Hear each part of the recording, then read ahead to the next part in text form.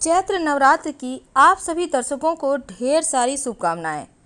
आपके जीवन में माता रानी की ढेर सारी कृपा बरसे और जीवन खुशियों से भर जाए। देखिए, साल में 2 बार हम बहुत ही धूमधाम से नवरात्र मनाते हैं। एक तो चैत्र माह में और दूसरा शारदीय नवरात्र। पूरे देश में श्रद्धा भाव से मनाई जाती है और इस बार जो चैत्र नवरात्र है वो 13 अप्रैल से शुरू हो रही है और इसका समापन 21 अप्रैल को होगा। नवरात्र के दौरान पूरे 9 दिनों तक हर तरफ भक्तिमय माहौल रहता है। ऐसे में 9 दिनों में माँ दुर्गा को प्रसन्न करने के लिए वो कौन सी वस्तु है जो नहीं अर्पित करनी चाहिए और कौन सी वस्तु है जो जरूर अर्पित करनी चाहिए, कौन से नियमों का पालन करना चाहिए, आज हम आपके साथ यही साझा करेंगे। देखिए, नवरात्र शुरू होने से एक दिन पहले ही आप अपने घर की अच्छे से सफाई करें, क्योंकि माना जाता है कि नवरात्र के पहले दिन ही माँ दुर्गा घर में आ जाती हैं।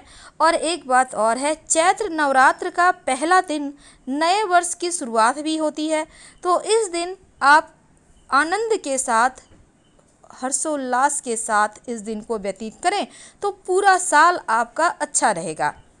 माँ के आगमन की खूब अच्छे से धूमधाम से तैयारी तो करना है, इसके साथ ही आप अपने घर के मुख्य दरवाजे की अच्छी तरह से सफाई करें।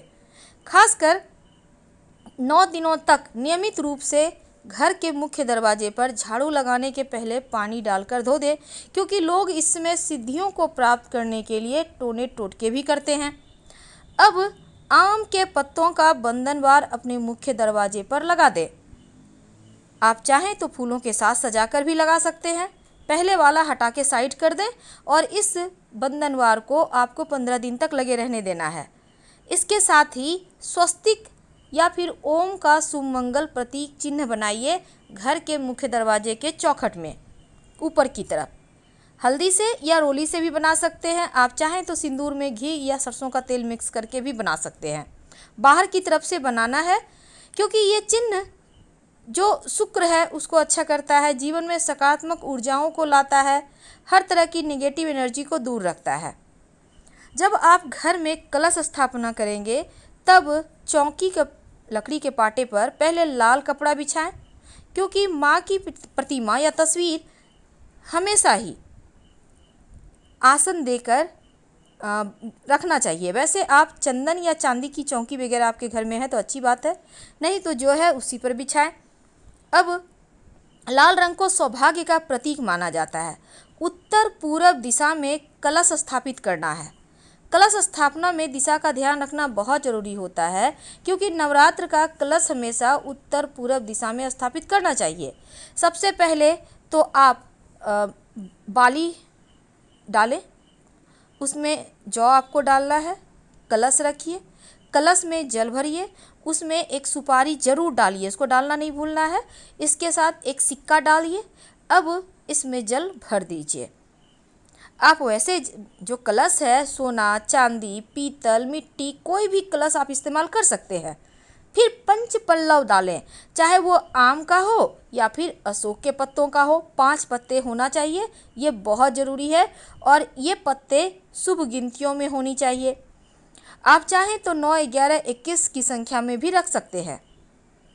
अशोक को शोक हरने वाला पौधा कहा जाता है, इसीलिए पूजा पाठ में अगर इसका प्रयोग करें तो जीवन में आने वाली विपत्तियां दूर होती है। और इसके बाद कलश पर आप कलावा बांध दें और पत्ते जो रखे हैं आपने आम के या अशोक के, उसके ऊपर जटा वाला नारियल रखें। नारियल में आप चुनरी या लाल धागा लपेट दें और उस पर आप सिंदूर लगा दें या उससे सिंदूर से सुमंगल प्रतीक चिन्ह बना दें। इसके बाद एक अखंड दीपक जलाइए। चूँकि चैत्र नवरात्र के दौरान अपने घर के पूजा स्थान पर दीपक जरूर जलाना चाहिए। अगर आप नहीं जला पा रहे हैं अखंड दीपक, तो सुबह शाम दोनों ही बेला दीपक जलाइए। इससे माँ दुर्गा की कृपा आप पर बरसती रहेगी। तो इस बार की नवरात्र बहुत ही दुर्लभ और शुभ संयोग में आई है, इसलिए पूजा पाठ जरूर। देखिए, 9 दिनों तक माँ दुर्गा की उपासना का उत्सव मनाया जाएगा और इसको हम शक्ति की उपासना का पर्व कहते हैं।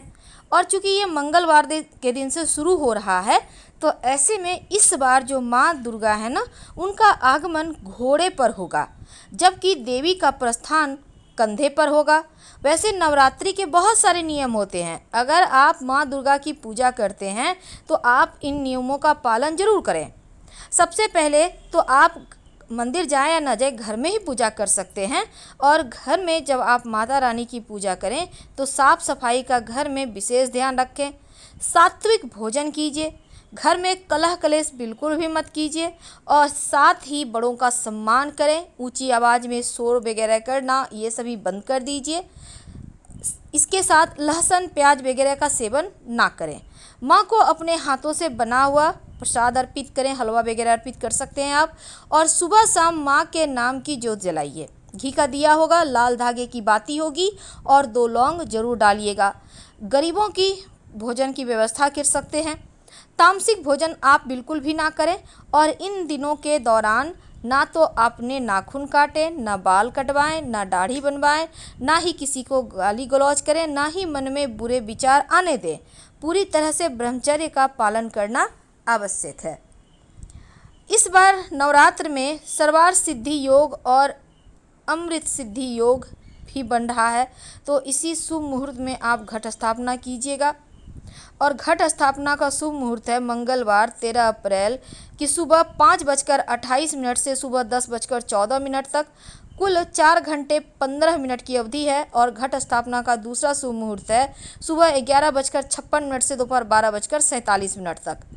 अमृत सिद्धि योग चूँकि इस दिन सुबह 6:11 से दोपहर 2:19 तक है।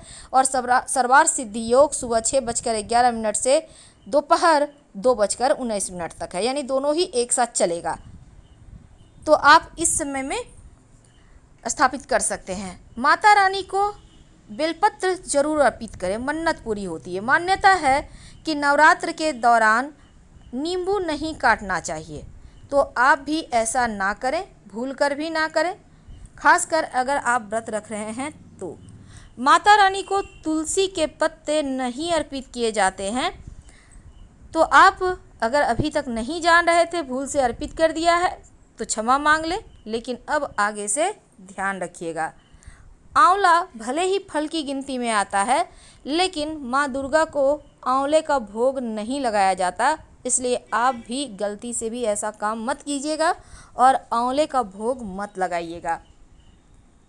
माता रानी को दुर्वा घास, जो गणेश जी को बहुत पसंद है, दुर्वा घास भी मत अर्पित कीजिएगा, उनको नहीं अर्पित किया जाता है, वरना जीवन में मुसीबतें बढ़ेंगी। आग का पुष्प वैसे तो तमाम देवी देवताओं को अर्पित होता है, लेकिन माता रानी को भूल कर भी आग का पुष्प मत अर्पित कीजिएगा। और माता रानी को अनाज का भोग भी मत लगाइएगा, जैसे चावल वगैरह जो है, साबुत चावल मत लगाइएगा। और आप सिंपल तरीके से फल वगैरह लगाकर भोग उनकी पूजा कर सकते हैं। फिलहाल आपसे विदा लेंगे। हर हर महादेव। जानकारी अच्छी लगे तो लाइक कर सब्सक्राइब करें। धन्यवाद।